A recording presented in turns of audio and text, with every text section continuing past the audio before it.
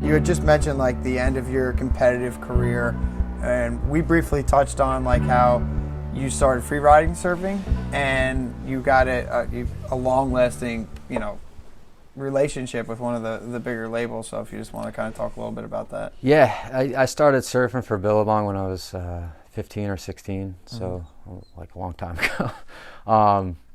And then it transitioned from being competitive and grinding it out in contests as an amateur. And then once I was a little bit older, I was still competing, but I wasn't doing as well.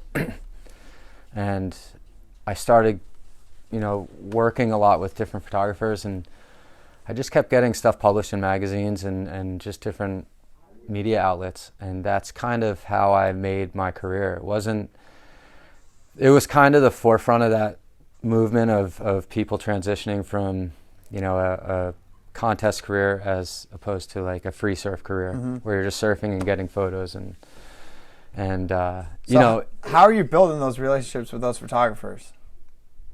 Talk to them. Yeah. A lot of Like what referrals, I did. Like are other guys? No, like, you just meet them. Someone's like, I got a good shot of you, and you start talking to them, and just kind of, you're almost like selling yourself to some of these people. And just the thing why I got along with so many people is because if they had something to shoot, if they had a place to go, if they had a trip last minute, I wouldn't turn anything down. And, I would always have photos going across either my boss's or the magazine's desk, and always keeping it fresh, trying to keep it fresh because I worked. I was a worker. I knew how to work. And, that's kind of how I made my career, and people took notice of that. And, once you do one thing and people see you, then you could do another thing that's maybe a little bit bigger because you're already seen. Right. It's just, it kind of just snowballed, Yeah. Yeah. And it was fun. It was a lot of fun. That's cool. I wouldn't trade it for anything. But it was that same thing though. It was it's work.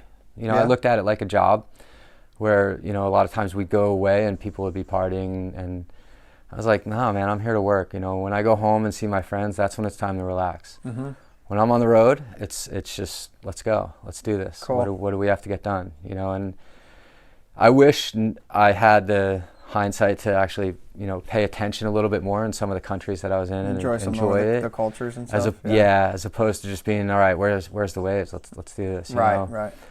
But I think it's that mindset that kind of, made me have a longer career. And then it's just, that's kind of my experience and my motivation was I wanted to have more photos than everybody in the magazines. That's what I wanted, That's cool. And I didn't really care as much about winning heats, and I still wanted to win heats because I'm really competitive at everything I do. But when I wasn't competing, it was like, all right, let's get, I want to beat this guy. I want to beat this guy. Yeah. Why is this guy getting more photos than me? It pissed me off. Yeah. So you put a chip on your shoulder and just run with it. You're free riding. You're meeting a bunch of photographers. Is that where you met Chris Burkhardt? Yes. So I met Chris Burkhardt. I got invited to his first magazine trip for Surfing Magazine. He had just won the Follow the Light Award from Surfing Magazine, which is an award for young photographers, filmmakers. And it's kind of like it was one of the first years that they did it because his photos are beautiful, and I never met him, but I always worked with a guy named Brian Nevins, who's a really good friend of mine, an amazing photographer, just brilliant. And they were buddies, and they kind of, Chris needed someone to go on the boat trip, and Brian's like, hey, here's Sam's number. And I was like, yeah, sure, let's go. Cool. So we went to Indonesia on a boat. We were there for 2.5 weeks, and it was really cool. And Chris is a worker. He is, he has a work ethic like not many people that you've ever seen, and it's really remarkable. And so we went on a trip, we became friends and started doing trips, ever since. Now I don't think he doesn't do as much surf stuff now. He's so big. Yeah. And the thing the thing that's amazing about what he did is the way he sold himself was absolutely brilliant, and like he's just so good at telling stories. If you listen to him speak, he's really, really good speaker. I mean, he does TED Talks. Like, yeah, you know, you have to be a good speaker if you're Yep. doing that. And just kind of watching that and watching him grow up and get older, and you know, we've had some good times, bad times, trouble times. You know, it's like I've been away with him a lot, and he's great to work with. He really is, because he knows what he wants, you know, and he gets it done. He's just a really good photographer, and he has his you know, visions are really different. So you guys share that same work ethic, right? Yeah. So we got along because he saw that I would work, and you weren't afraid of the cold water. Yeah. And so He knew I was from Jersey, and he's like, I really want to go to, where did we go first? We went to Iceland, and it was before that trip. So we went to Iceland. I called him, actually. I was like, hey, you want to go with my buddy Mike Gleason, who's a surfer in New Jersey? It's like, hey, you want to go with Mike and I to Iceland and just put this trip together, and scored great waves, and you know, it's cold, and then he just kept inviting me on cold trips. And I've been to Iceland with him 3 times. I went to the Faroe Islands, went to Norway, you know, so I've been all over with him. Mm-hmm. And we've seen a lot of crazy, crazy things together. And just his work ethic is awesome. Cool. You know, so then, how long ago was it? 2015, I guess, is when we filmed Under an Arctic Sky. Mm-hmm. I think. Don't quote me on that. And he called me. He's like, hey, I'm going to go do this. We're going to go do the surfer trip for Surfer Magazine. You know, you want to go? And I was like, sure. He's like, it's in the middle of winter, so you're only going to get like 5 hours of, you know, gray light. It's like, yeah, whatever, let's go. It'll be fun, 2 weeks, you know. And then it just kind of snowballed into what became Under an Arctic Sky. And, Wow. and So that wasn't the original vision? I don't know. They never shared that it was going to be as big as it has become. Mm-hmm. But I guess their aspirations were for that, because, you know, Chris had been branching away from the surf industry at that time. Yeah. So, you know, the surf industry's small. I mean, it's big, but it's still smaller compared to what else is out there. Right. And so he was just getting more notoriety with different things he was doing. And, you know, he's shooting stuff for Apple. He's shooting stuff for, like, you name it, he's shooting stuff Yeah. for it, you know. He's got something big, right? The Tribeca Film Festival or something. Yeah. And it's funny because that's actually with a guy named Eli Thor, who was one of the guys on Under an Arctic Sky. Right, He's an right. Icelandic guy, and it tells the story of him and his daughter. I really want to see that because Eli is a great person. So we just started doing trips and Under an Arctic Sky, and that trip was crazy. It was absolutely crazy. That's cool. Now, has that opened up any other avenues for you as far as? Not really, you know. It's yeah. You know, it's still the surf industry, so it's Right. small. It's funny though, because I just say that in a way that, like with wetsuit technology, cold water surfing is like really it's like an open window right now, and it's taking off a lot more. And you know, seeing you do that and having that on a pretty big platform like Netflix, you know what I mean. You know, I just wondered if there's other things being, you know, kind of like snowballing off the shit like that. Not really. I mean, not really. It seems like that's kind of, I don't want to say it's a one of a kind story.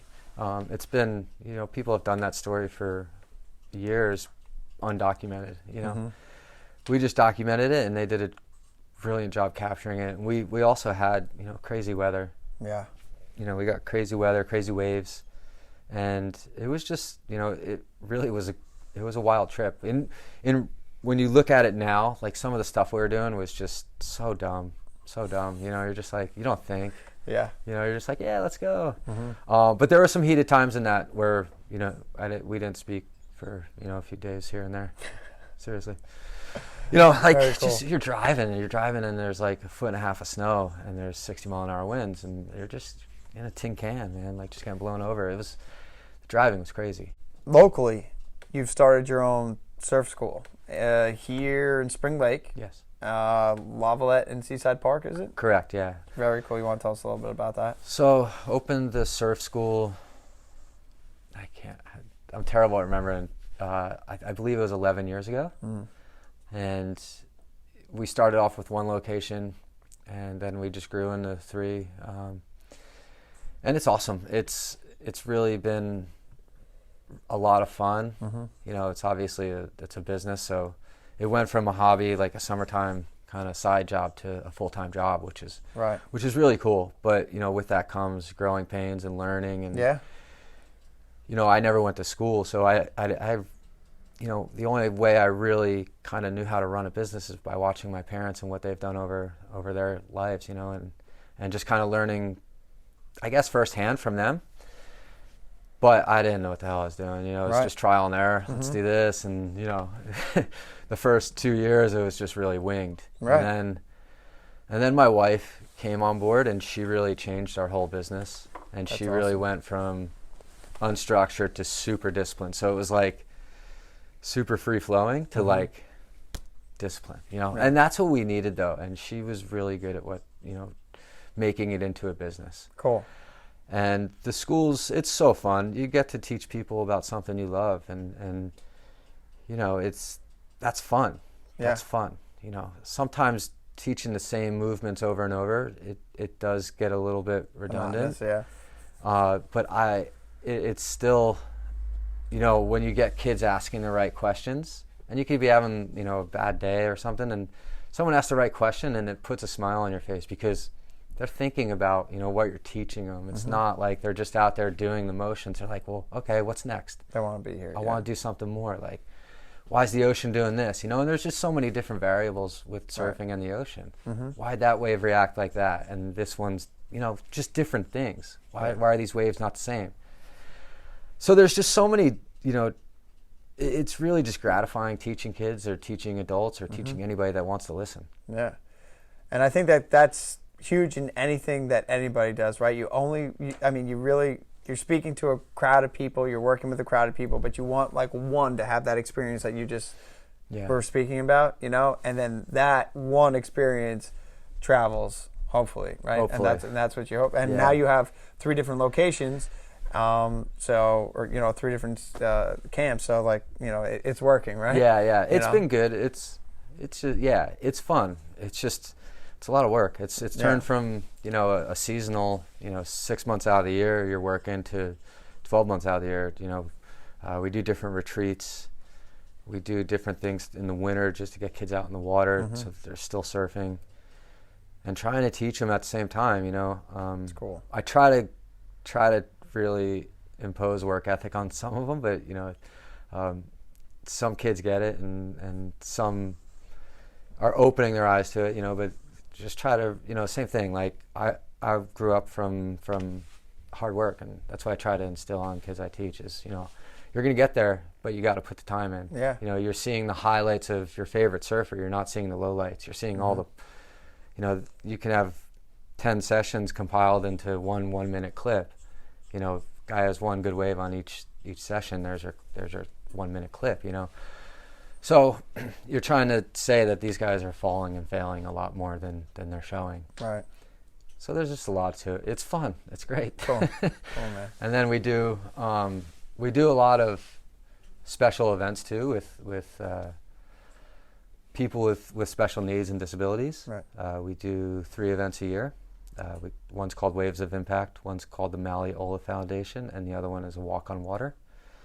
And those events are incredible. Mattia deals with kids with cystic fibrosis, and they're basically out in the water getting the same treatment from the ocean naturally that they would get at a hospital, saltwater treatment to break up the mucus in their lungs. And it's just, you know, and then a Walk on Water is for kids or people with special needs, and same thing with a Waves of Impact is also the same. I got them mixed up there. Yeah. But they're both for people with special needs, and that's like, if you've never done it, I recommend that everybody go and help out in something for people with special needs, because it's so gratifying, and you know, you're sharing an experience that you take for granted a lot of times, and these people would never experience that if you didn't show them. And